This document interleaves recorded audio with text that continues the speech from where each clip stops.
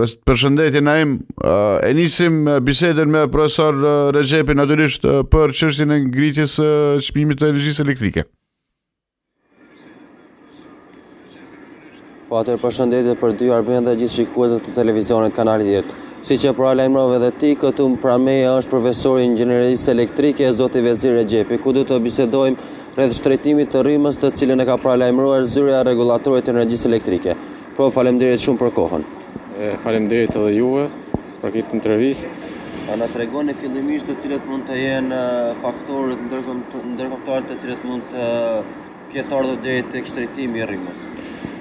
Po zakonisht zyra rregullatorit të energjisë si komponent kryesore e monitorimit të operatorit të transmisionit, operatorit të shpërndarjes dhe gjenerimit, si dhe për licencimin e kompanive që marrin pjesë në tregun e energjisë elektrike, çdo vit i merr do të thotë ofertat ose i merr kërkesat e secilit operator, i shqyrton.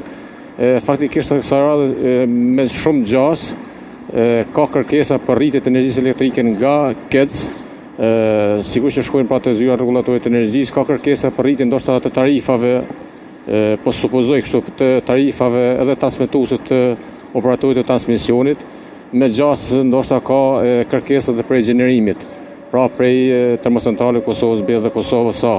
Kështu që këto faktorët ndoshta determinant që në farë mënyrë të rishqyrtohet mundësia e rritjes së çmimit të energjisë elektrike. Por pyetja qëndron atë se si do ta përjetojnë qytetarët dhe bizneset këtë rritje të çmimit të energjisë elektrike, e cila do të ndikojë padyshim edhe në xhepin e tyre, do të ndikojë padyshim edhe në zhvillimin e aktiviteteve ekonomike të biznesit dhe industrisë. Rritja e cila do të bëhet me 1 prill, mund të jetë afatshkurt apo do të jetë e vazhdueshme? Rritja nëse ndodh, praktikisht tash jemi në diskutim publik, pra është në diskutim publik kjo mundësi e rritjes që është proklamuar për 15%. Sigurisht që kjo rritje do të thotë deri në vendimet e ardhshme, nëse bëhet, do të jetë kjo rritje, nëse bëhet. Pra rritja është brenda po themi kështu, 1 vjeçare, por nëse nuk ka kërkesa për eventualisht për zbritje ose rritje tjetër, do të vazhdojë kjo. Si vlerësohet rritja e çmimit të energjisë në Kosovë me vendet e tjera të rajonit? Duhet të jemi transparent. Tash për momentin që flasim ne, energjia elektrike është diçka më lirë se sa në rajon, po themi në vendet krahasuar si Maqedonia, Serbia, Malezia apo Shqipëria. Pra qëndron çmimi diçka më lirë, po është problemi i jetës ekonomike, pra problemi i qytetarëve dhe i pagave natyrisht edhe në sektorin publik, po dhe në sektorin privat, gjë që ekonomistët e dinë më mirë këtë punë, por unë mendoj që do ta atakojë edhe qytetarin e thjesht, por dhe bizneset në operimin në sukses shumë tyre të veprimtarisë ekonomike natyrisht.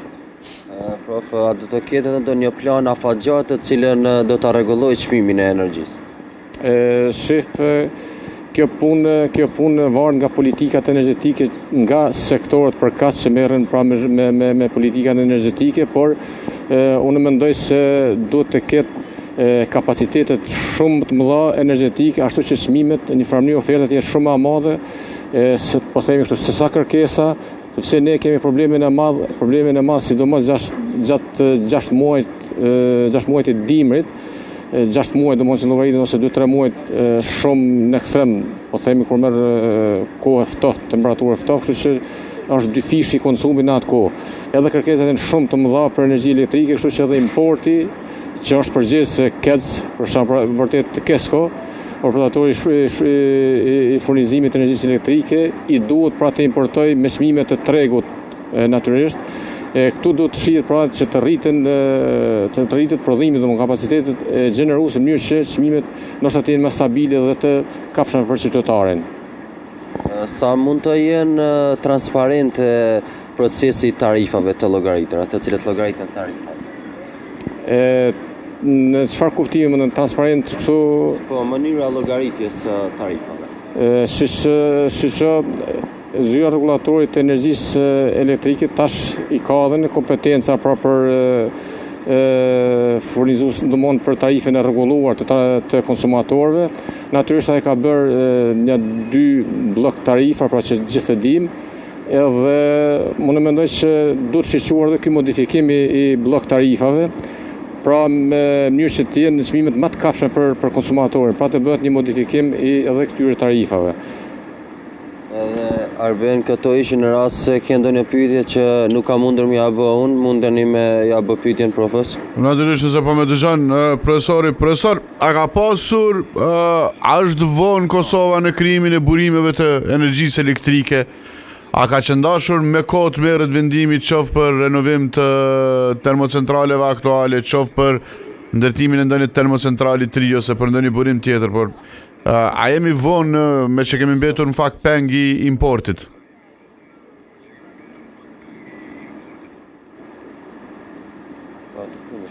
Nuk po ndëgjoj, lutem. Edhe një herë të lutem se Nëse mund t'ja ofrosh telefonin profesorit, do të ishte më mirë, na se është e rëndësishme që profesori. Përshëndetje profesor, jam drejt për drejt nga studio, besoj që tash po më dëgjon. Po them, a jemi shumë vonë në ndërtimin e një strategjie, a ka qëndashur Kosova me kod vendos që ti ndërtoj termocentral 3, ti riparoj këta që i ka, ose të gjejnë ndonjë formë tjetër alternative të furnizimit. A kemi mbetur keq tash sa i përket me që jemi të varur nga importi? Po, Arben, pyetje shumë me vend, strategjia do të ka qenë qysh edhe nga po themi kështu kushtimisht që rrit edhe të mahershme, ka qenë shumë e vonshme, do të thotë edhe është e vonshme pa diskutim.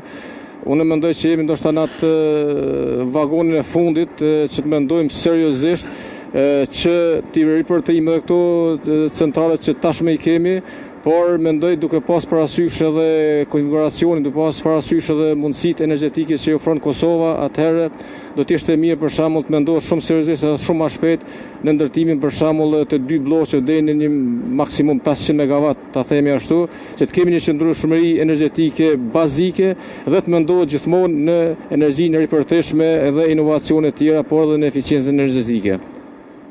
Faleminderit shumë profesor, na jemi lënë me pamje aty nga qendra e kryeqytetit. Natyrisht miq, kemi harruar kohën kur kjo pjesa këtu dhe secila pjesë tjetër e qytetit mbushej me mos ma ndalni zërin atmosferën, mos ma ndalni. Mbushej me generator, por nuk do të harrojmë që të kemi problem, sidomos në dimrin e 2025-s me faturën. Nuk do ta vrejmë shumë këtë ngritjen prej 15% të energjisë elektrike nga prilli, por ju garantoj që nga